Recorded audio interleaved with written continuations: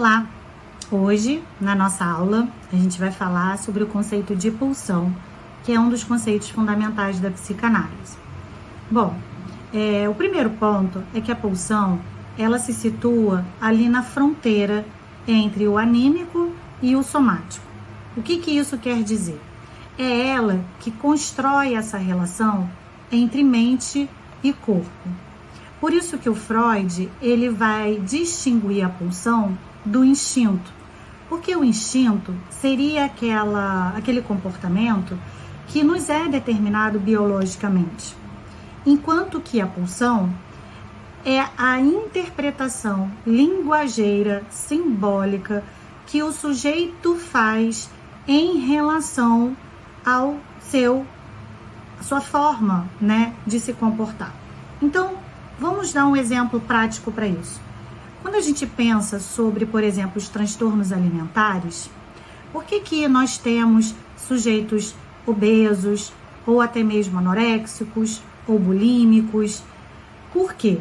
Porque mesmo que o meu cérebro, ele envie um sinal pro estômago, dizendo que ele está saciado, ainda assim, o sujeito ele é capaz de continuar comendo. Ou, ao contrário, ele perceber que ele está com fome, que existe uma necessidade biológica, que o sujeito entra em contato com ela, mas ainda assim ele não come. Então, essa relação que o sujeito tem com o próprio corpo, ela não é uma reação puramente biológica, determinada pelas necessidades biológicas. E por isso que nós temos, por exemplo, os transtornos alimentares. Sujeitos que comem além da conta, ou até mesmo sujeitos que não comem nada, que seria o caso da anorexia. Então, o conceito de pulsão, ele ajuda, nós psicanalistas, entendermos o funcionamento do comportamento humano. E a pulsão, ela tem algumas características importantes, que são o Kelly, que é o ponto de origem dessa pulsão, que Freud vai chamar das zonas erógenas, que são as partes do nosso corpo mais sensíveis, como os olhos, a boca, as narinas, os poros da pele. Uma outra característica é o objeto, que, segundo Freud, o objeto na pulsão, diferentemente do instinto, ele é um objeto variável. Isso acontece porque, num comportamento instintivo, o animal, um leão, por exemplo, ele se alimenta de carne. Não adianta dizer para o leão que não tem carne, que é melhor então ele comer uma outra coisa. Ele vai morrer de fome porque ele só consegue se alimentar com um alimento carne. Então ele tem uma fixação nesse objeto. Enquanto que a pulsão, existe ali uma variabilidade do objeto. Uma outra característica da pulsão é a finalidade, que o Freud chama de Ziel. Essa finalidade, ela é a de buscar a satisfação. A pulsão, ela não quer saber como, nem porquê, e se é possível. Ela só quer saber de satisfazer.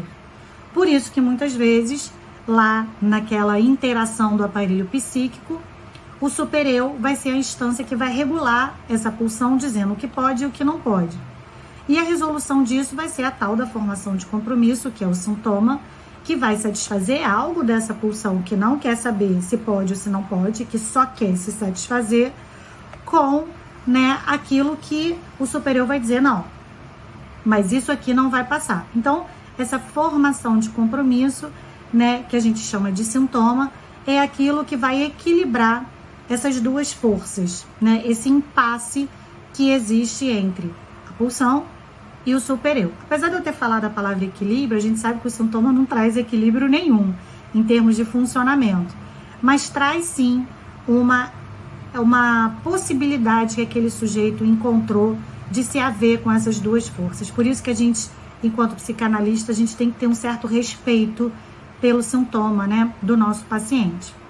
E uma outra característica da pulsão é o drang. O drang é a força, é o que a gente chama do impulso, Então, a pulsão, ela também tem essa característica, que é essa força, essa libido, esse impulso para poder buscar a essa satisfação.